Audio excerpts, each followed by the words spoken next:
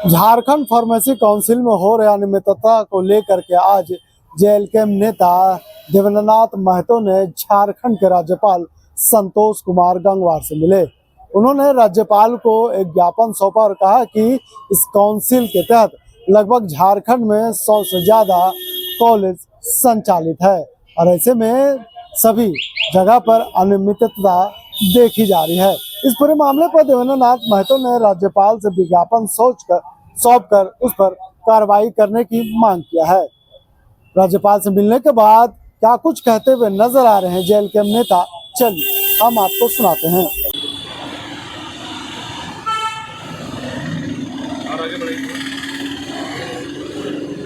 देवेंद्र जी, pharmacy council मामले में आप राज्यपाल से मिले, क्या बातचीत हुई? जैसा कि आप लोग जानते हैं, झारखंड स्टेट फार्मेसी काउंसिल के द्वारा झारखंड प्रदेश में कुल लगभग 120 कॉलेज सिर्फ और सिर्फ कहीं कहीं इंफ्रास्ट्रक्चर है, अन्यथा मैक्सिमम कॉलेज कागज पत्थर पर संचालित हो रहा है और इनका संरक्षण झारखंड स्टेट फार्मेसी काउंसिल दे रही है और यहाँ अनियमितता और भ्रष्टाचार से व्यापक रूप से संचालित किया जा रहा है और इसका उजागर और समुचित कार्रवाई को लेकर के हम लोग कई प्लेटफॉर्म पर इसका आवाज़ उठाया, आंदोलन किया।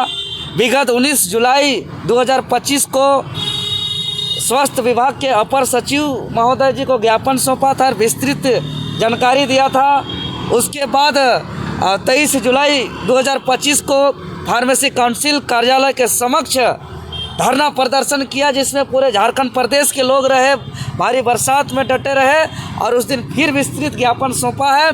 इसके अलावा बजट सत्र के दौरान डुमरी विधायक माननीय जयराम कुमार महतो जी के द्वारा चलती सदन में शून्यकाल में इस मामले को उठाया, लेकिन आज तक कोई भी संज्ञान में नहीं लिया था। किसी भी प्रकार का ठोस कार्रवाई नहीं हुई थी। लेकिन हम लोग आर पार का लड़ाई लड़ने के लिए कमर कस के निकले हैं। इसीलिए आज हम लोग महामहिम राज्यपाल महामहिम के शरण में आए और हम लोग पूरा एक एक चीज़ का विस्तृत अवगत कराया कि रजिस्ट्रार महोदय जो विगत 13 अक्टूबर 2024 को विधानसभा चुनाव आचार संहिता से महज 8 घंटा पहले औपबंधिक रूप से जिसका संचिका में स्पष्ट रूप से लिखा हुआ है कि मैक्सिमम 6 महीना के लिए नियुक्त किया गया है, उसका कार्यकाल समाप्त होने के बावजूद अभी भी कुर्सी में जमे हुए हैं और जो है कि अनियमितता से व्याप्त भ्रष्टाचार से व्याप्त अपना कार्य का संचालन कर रहे हैं। जो 500 से ज़्यादा फार्मासिस्टों का रजिस्ट्रेशन कराया, जहां कई फर्जी कागज के आधार पर कराने का आरोप भी आया, उसका भी संज्ञान में लाए हैं। साथ ही साथ उनके 2 राज्यों पे जो रजिस्ट्रेशन है, जो कि फार्मेसी एक्ट 1948 का 72 के क्लॉज 2 का उल्लंघन है, धारा 42 का उल्लंघन है, इसको हमने संज्ञान में लाया है। साथ ही साथ हमने मांग किया है कि फार्मेसी काउंसिल के अंतर्गत जो भी अध्यक्ष है, सचिव हो, रजिस्ट्रार हो या सदस्य हो, झारखंडी मूल फार्मासिस्ट को ही मनोनीत किया जाए, कुर्सी में बैठाया जाए, ताकि भ्रष्टाचार पर लगाम हो। चूँकि एक प्राइवेट व्यक्ति जिसका ऐसे भी ऑलरेडी उस पोस्ट का कोई वेतन नहीं, तो प्राइवेट व्यक्ति जो है कि निडरता से खुलेआम वहाँ अपना तरीके से भ्रष्टाचार करती है। और हमने ये भी जानकारी दिया है, जो अभी 5 मनोनीत सदस्य के लिए जो प्रक्रियाधीन है, जिसमें कई गैर फार्मासिस्ट हैं, जिसमें कई गैर सरकारी फार्मासिस्ट हैं और सभी गैर सरकारी फार्मासिस्ट हैं और उसमें झारखंडी मूल ना के बराबर है। जैसे उसमें गैर स्वास्थ्य मंत्री जो अल्पसंख्यक मुस्लिम समाज से आते हैं, लेकिन मुस्लिम समाज को भी गैर झारखंडी मुस्लिम समाज को बैठाने का साजिश रचा जा रहा है। उसमें जो भी सामान्य वर्ग के समाज से जो लोग आ रहे हैं वो भी गैर झारखंडी हैं।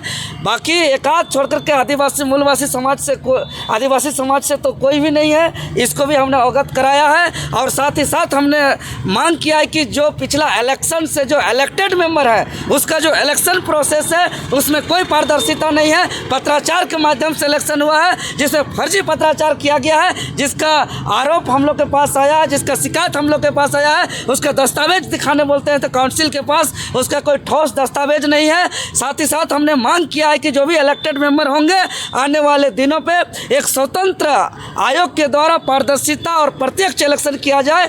महामहिम महोदय जो सारे मामलों को सुन करके समझ करके एक आश्चर्यचकित किए कि राज्य में लोकतंत्र में जो है कि आंदोलन को नहीं सुना जा रहा है, ज्ञापन को नहीं सुना जा रहा है, सदन की आवाज़ को नहीं सुनाया जा रहा है और इस तरीके के प्राइवेट व्यक्तियों को लूटा जा रहा है, गैर सरकारी गैर फार्मासिस्टों को बैठाया जा रहा है, कागज पत्तर में कॉलेजों को चलाया जा रहा है, छात्रों को इतना भारी रकम का वसूली किया जा रहा है। इसको बोले हैं कि इस पर हम लोग जो है कि उचित कार्रवाई करेंगे और कल हमको फिर महामहिम महोदय बुलाए हैं और निश्चित तौर पर इस चिट्ठी निकलेगा और इसका कार्रवाई होगा, ये हमको पूरी तरह से आश्वस्त किए हैं महामहिम राज्यपाल महोदय जी। और हम स्पष्ट रूप से कहना चाहते हैं झारखंडियों को कुचलना बंद किया जाए।